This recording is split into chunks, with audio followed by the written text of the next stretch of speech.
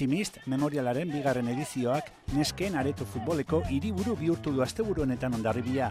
Guztira, zoko guztietatik datozen 19 talde aurkeztu dira, iaz baino bi gehiago. Talde gipuzkoarrak ditugu, baita Madrilgoak, Bizkaitarrak, Gasteiztarrak, Salamankatik talde bat.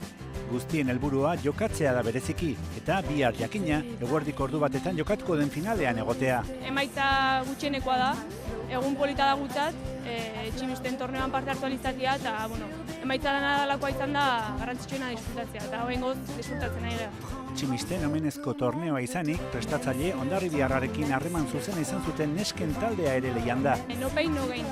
Hoi da Tximisten esaldi famosoa.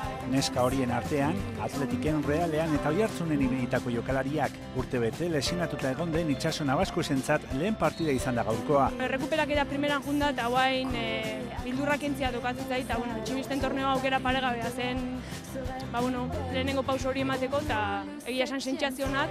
Futbolaz gain, antolatzaileek beste hainbat ekintza prestatu dituzte, hondartza kiroldegira hurbildutako zale guztiek torneoaz goza dezaten. Denetari jarri dugu jendea animatu dadin eta denak elkarrekin Tximisten omenaldi hau egiteko.